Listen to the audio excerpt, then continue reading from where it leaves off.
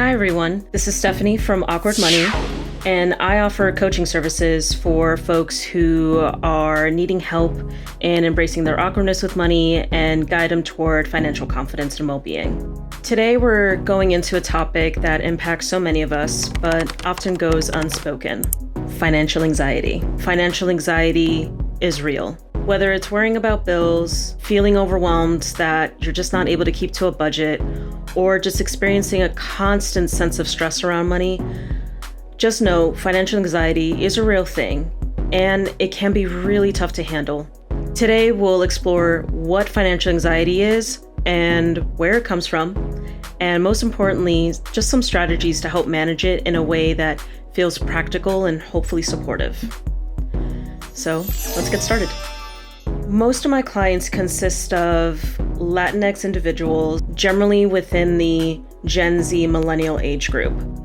And these folks face some unique challenges, including the struggle with generational wealth disparities. For my clients in particular, they've earned and worked hard to get to a place where they have a six-figure salary, but many of them do lack that financial cushion or comfort that comes with generational wealth. And unfortunately, this creates a burden or a challenge to build that long-term financial security that a lot of us keep talking about. In the case of first-generation folks, carrying the weight of both financial obligations for themselves and their families often conflict. And I wish those in a financial circle would take the time to really understand why it's so hard. I understand that it's simple just to say, oh, we're going to set boundaries. Oh, we need to adhere to the budget. But those things actually hurt the individual who is trying to earn and save their money. How do we both find the ability to save money or invest while still trying to carry on these priorities that seem like they're all over the place? Additionally, navigating cultural expectations, imposter syndrome, and the pressure to succeed in spaces that often lack diversity can add that emotional and financial stress. And I'm sorry to say, just compartmentalizing, just trying to power through, or as my community likes to say, síguele adelante, because at the end, these factors create a complex financial landscape for Latinx professionals. So before I get on to what we need to do or what are the steps, let's first understand what the hell is financial anxiety. Financial anxiety, I found, came out during the pandemic.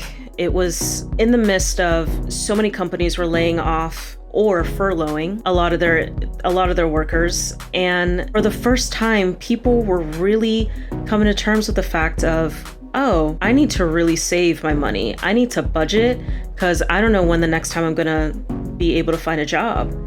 I think a lot of us are still recovering from that huge gap in our resume because we were at home with our families and we were all having similar conversations. I can't help but think money was kind of just on the top of the priority list when it came to these are the things we have to pay attention to. In therapy land, especially when it comes to the Latinx community, we call this nerversio. But basically, what I have found in my own experience is that Latinx folks don't really pay attention to the feelings or even the thoughts around a trigger, such as money. It's more, I have physical pain or some type of physical tension. So what I have to assess a little bit more is, are you struggling with like stomach pain? Are you waking up sore and you didn't really like work out or anything? And the reason for this is because Latinx folks are more prone to feel physical symptoms before the emotional signals and even the thoughts. So this is why my clients and I use a feelings wheel created by Lindsay Brahman, who adapted the feelings wheel that many therapists swear by. But this wheel is adapted to include common body-based expressions and emotions. So again, when I present the feelings wheel, it has not only things like the anger, sadness, all those wonderful feelings, it actually has another layer that explains this is what could be happening to your body. So there are things like, I have a chill, I have tension in my jaw. So I appreciate this feelings wheel because it does save a lot of time figuring out, okay, if it's not explained by a medical reason, then we have to look at the feelings that are associated with these body sensations. Here are just some practical tools for managing financial anxiety. What I introduce into my sessions is something called trauma-informed budgeting. And the thing that separates my budget from others is that I incorporate feelings. Other budgeting systems just feel too rigid or too linear. And it just ignores the whole aspect of anxiety or why someone would be afraid or even ashamed. So you might be asking, but Stephanie, like, it's just a budget. Like, why do I need to deal with the feelings when I'm just trying to do a budget? That's a fair question. Like, I don't blame you. That was the same question I asked when I first started on this journey. The numbers should just be numbers. The numbers should just calculate, and I should just be able to do it. Very intelligent person, went to college, got a master's. Like, it's not that big of a deal.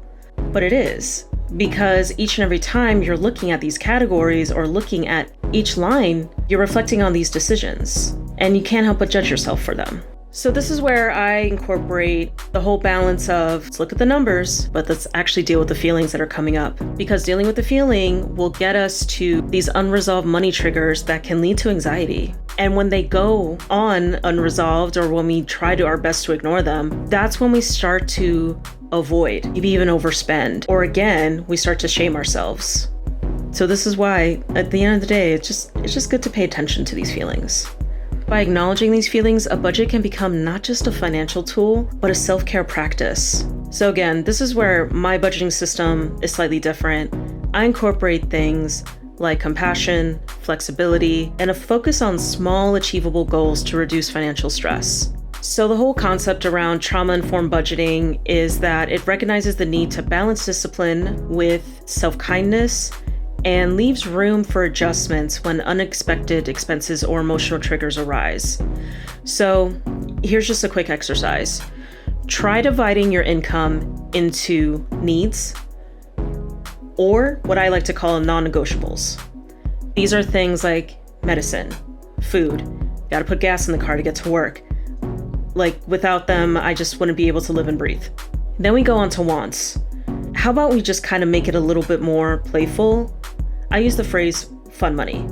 So with fun money, I'm allowed to have a little fun. Like, I am human. Like, not all of my money can go to, learning, healing, all these productive things that require work. At some point, I need to just be able to spend money on things that I like and appreciate. So it will be to things like going to the comic store, going to a movie, going to an outing, that may not, hopefully doesn't cost thousands of dollars to enjoy, but at least it's just something that I could say, like, I had a really good time. But the caveat to that, there needs to be a subcategory. These are emotional needs. This is what maybe some folks would call self-care. And I find that self-care and fun money gets a little, conflated. Like, people are really having a hard time separating the two. Self-care to me isn't really fun. Like, when you kind of break it down, like, self-care is, I'm doing this because I'm so tired, and without this self-care ritual or routine, I'm gonna burn out. So in a way, self-care is more preventative medicine, whereas fun money is just like, I just want to have fun. Like, there's no deeper meaning. It's just whatever, like whatever I like to do, and I can afford to do it. There is no purpose. It's just for the sake of having a good time. Whereas I think where a lot of people get confused when it comes to self-care is, like, sometimes self-care can be fun, but I think the confusion comes from self-care is marketed as, do this thing and you'll feel better, but it's also fun. It's a marketing ploy. If self-care is really the thing that's going to get you through to the next day, fine, let's do it. But I also understand in the Latinx community, many have grown up with the belief that money is scarce, or somehow it's bad or evil. And the phrase that comes up a lot in my sessions is, money is the root of all evil. How can I even begin to think like this can award me fun money or really be a part of my growth or progress in my mental health or well-being? And I don't blame you for that. It's very true. That is the case for many people. But let's kind of break down this phrase. All right. Money is the root of all evil. Comes from a passage in the Bible. The passage I'm thinking of is, for the love of money is a root of all kinds of evil. For so many marginalized communities, the belief that money is evil or bad also stems from the impact of greed, exploitation, and inequality. And I can't negate this because these were the same things, the same tactics that some people use to pursue and gain wealth at the expense of others, which then caused a lot of harm and suffering. Because at the end of the day, what we've witnessed and what others have witnessed as well is that money creates competition and individualism over cooperation. I say this with utmost respect. When we take a step back and look at money itself, money is neutral. Money is just a tool. The way it's used can either help create positive impact, aka supporting a family, funding social initiatives, or it can cause harm. This is what we see with exploitation. This is what we see when folks talk about exploitation or subjugation. When we start the process of reframing money as a tool for empowerment rather than a source of negativity, this can really start breaking the cycle. So in essence, money in itself is not negative. In some ways, it can actually empower us and help us create stability and hopefully opportunities for others. A money safety plan is just a strategy that helps reduce financial anxiety by setting up a plan for emergencies or high-stress situations that get triggered by money. The plan identifies key financial priorities and actions to take place in moments of uncertainty, which can provide a sense of security and reduce financial fear. So here are just some key steps on how to create this basic money safety plan. First thing, you gotta go identify your core values. Decide what's most important to you financially. This could be stability, this could be financial support, this could be growth, education, whatever core values is important to you. Next, we need to create a list of financial resources. So this is where you write down the names of people who can support you during a financial crisis. These folks can include the people you talk to, your contact list, community, or even assistance programs. But I also want us to consider, and this might be a little woo-woo for a lot of us, but I want us to consider calling on the elders or those who have passed on and allow them to speak to you.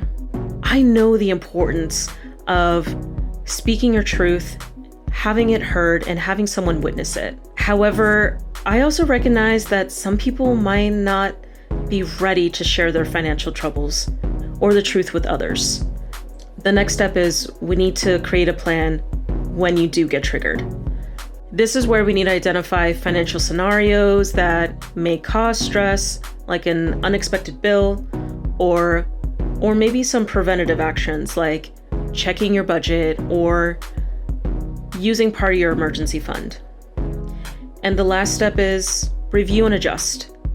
So after you do this money safety plan, you're not just done with it forever. Hopefully you're putting it in a place where it's a gentle reminder of what to do when these things start to happen. But hopefully you review and adjust it over time. I highly recommend listing out your core values or talking with a friend about your money situation. But any other steps resonated with you? Cool. Taking even just one small step is one step closer toward financial wellness.